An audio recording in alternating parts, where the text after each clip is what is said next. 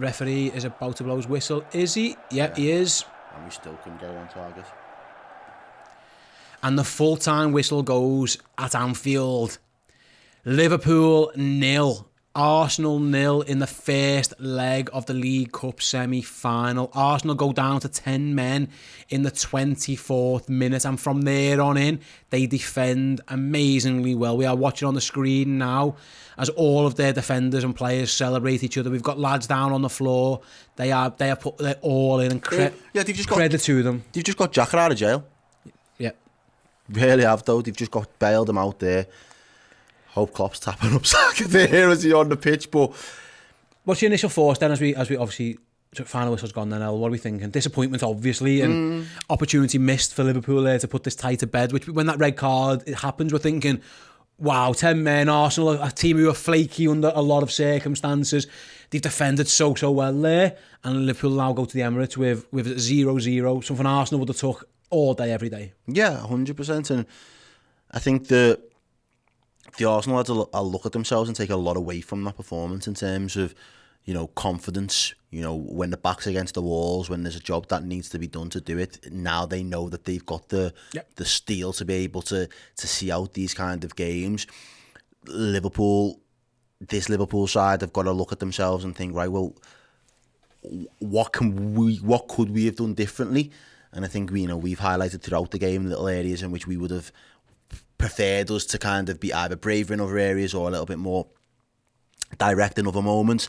I'm just a little bit frustrated at the fact that nobody really wanted to step up in as an individual. I think we played too much on the system, and I don't think the system suits. I don't think, as you said before, I don't think our system particularly suits us trying to break down 10 men.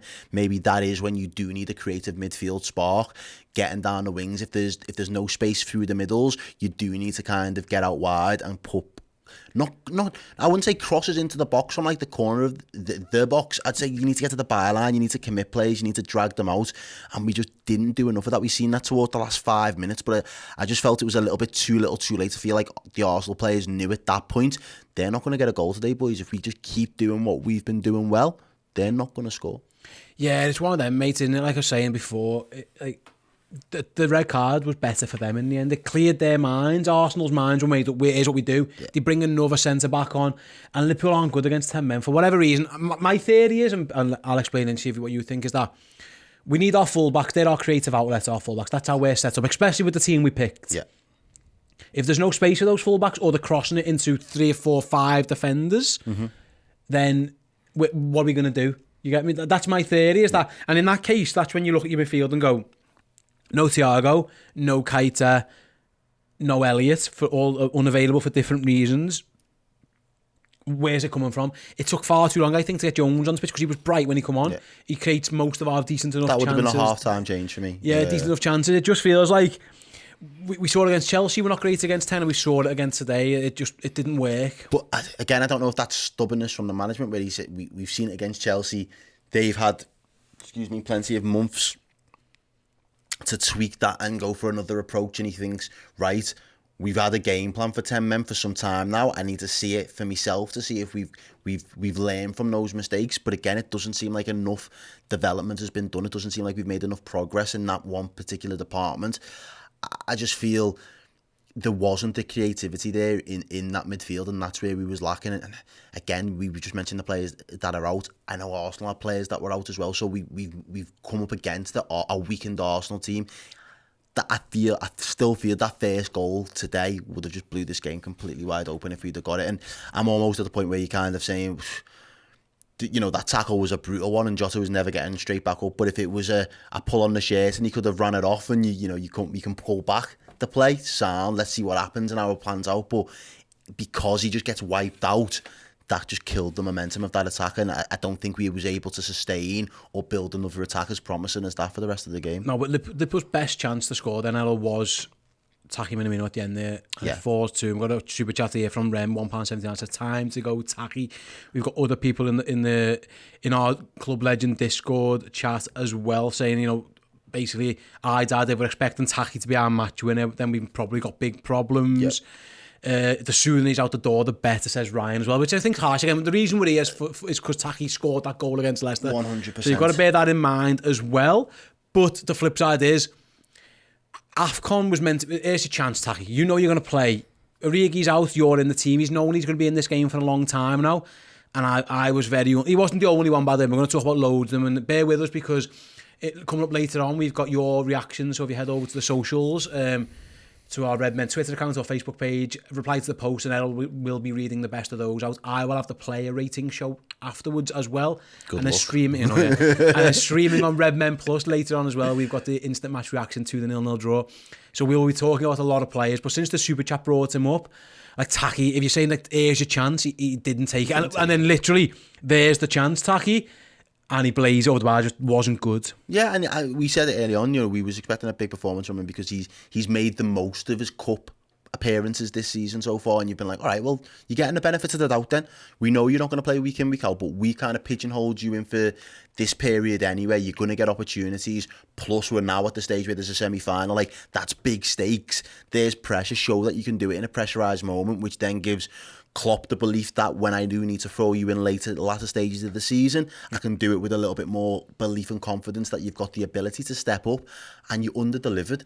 But I don't think he was the only one that was guilty of that today. I think, I had a conversation in a group chat before that. I genuinely believe that this is Milner's level for us right now. If we're in the latter stages of the cup competitions domestically, you want Milner in that midfield somewhere. I don't know if it's Milner and Henderson, but you do. You don't want him to be playing week in, week out in the Champions League or the Premier League when you're kind of fighting for titles. You do want your Thiagos and your Keiters in the mix for them games, but this is a game where Milner should be running that midfield.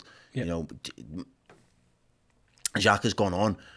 We've had 3 midfielders there that have all done it. They're all capable, and not one of them decided to just run it and be a menace, be a handful for them. And not saying that they've been so drilled into playing a particular style and system, but like, take the shackles off. I felt like we was just playing with the handbrake on for too much of that game. It was a bit of a lack of ideas. Rem again with another £1.79 super chat. We had 330 plus midfielders. Henderson, Milner, I don't know who the other one is. Fab's not 30. No, he's 20 odd. I don't know who he's referring to there, but I see again. And we got Mrs. Mac there who says no shots on target at home against 10 men! ! I'm going to bring the stats up on my screen now for those of you who are listening on the audio version of this show. In the end, it was registered that we did have 1 shot on target, which I'm guessing is that Kurt Jones one, which was a decent save. 17 shots, 1 on target for Liverpool. 3 shots, 1 on target for Arsenal. 78% possession for Liverpool. Everything is there, 8 corners, the possession, the shots are there, but it's the shots on target. Aaron Ramsdale for me didn't look comfortable at all. He looked shaky, and we didn't really test him. When we did test them, half chances appeared, the chances come. We have the Minamino one, the Williams one. He wasn't good. He was the red card. He was nowhere near. He was going to get beat there as well, and yet we didn't put him under any pressure whatsoever. And it's weird that none of them had sensed that and sniffed blood. Yeah. Do you know what I mean? That was there. We could see it. I can imagine the fans in the ground would have seen it as well. And none of the players sensed that level of blood from him and just thought, you know what, we just need to create 1 or 2 clear-cut chances, get it into the feet of them when we turn this Arsenal side round, and hope for the best that, the Jotas or the Firminos will step up and take it. We was just a couple yards off the pace today for me, and I felt like we either played with the handbrake on or we didn't get out of second gear. But I don't want to make too many excuses because this Arsenal team was a depleted Arsenal side. Right. These lads, we spoke about how many goals that Firmino scored against Arsenal in the past. Yeah. I think the best run that he had, Taki took the ball off him as well. So we just shot ourselves in the foot there, really. And it was just disappointing because I don't think the delivery from where we was expecting our creativity to come from down those wings was up to par today. Even, you read out, I think it was 8 corners in the end. Not one of those corners were memorable. He was pretty the set piece was a shock. And we've got another super chat in here from John O'Connor, €5. Says, tough gig tonight, lads. That was mostly rubbish, but how home we go again. Thanks for the watch along. Yeah, thanks very much, John, for joining us. It's been a pleasure to have you guys with us. Going to start wrapping up the show then. Like I said before, guys, head on over to social accounts, get your forward to Errol. We'll be reading those out on the fan react show. We'll have Paul's reaction from Anfield. We'll be on the YouTube channel soon as well. I will be live with the player rating show. shortly afterwards. So again, come and join us for that. Let us know your thoughts on who was play well, who didn't. And then streaming on Redmen Plus in about an hour or so's time, depending on how things all pan out. For our Redmen Plus subscribers will be the instant match reaction, where Errol and I will be speaking for 20 odd minutes or so. Again, we will be live on that, but obviously once that shows up, it's there forever. So if you've got to go to bed, you've got to go to work, depending on where you are in the world, that show will be available for you all the time, both in video and podcast forms. Shall we go? Got one more super chat. Do you want to take it over to the next show, or do you want to? No, let's go. Go on, I'll read this one out as well. So Rem's back with the 179 super chat. Thank you very much for that. News on Zakari. Oh, it's the lad from Munster. Not for me. We've got nothing. No ideas. Maybe if you're a lad coming to Liverpool today, maybe thinking, maybe do I want to go there or not? Do I want to go there or not? That's fine. Indeed. You think you'd be getting in that midfield? That's what you'd be thinking if you was a midfield target for us right now. You think, yeah, I'm walking straight into that midfield and I offer something different. So.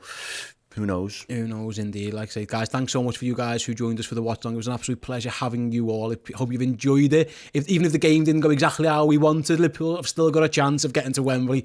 They've got to go to... got a dog in a fight. Come on. Mate, they've got to go to Arsenal next week. They've got to go and beat Arsenal at the Emirates, which Liverpool are more than capable of doing. And then obviously Chelsea are in the final for the winner of that. So Liverpool are now 2 games away from lifting a trophy. Fingers crossed. We'll be back next week with the watch along for that show. Before that, obviously, we've got Brentford in the league as well, so keep an eye on Redmen TV. Over the next week, we've got you covered from all bases, all angles, both on the YouTube and, of course, for that extra juicy, extra special content, head on over to Redmen Plus as well, over on the redmentv.com. Me and Ella are going for a quick break. We'll be back with our shows shortly. Until then, I'll see you all later. Goodbye. Thank you so much for watching. If you want to get your name here and here in the credits of all our YouTube videos, then become a Club Legend member on Redmen Plus. Get access to a full suite of incredible Liverpool content, pre-match, post-match, documentaries, features and interviews. And yes, Club Legends, get their names here and get loads of bonus features as well. Discounted merch, free merch, live show tickets and access to our Club Legend Discord chat, which we use in all of our shows. Get involved, the redmentv.com, Redmen Plus.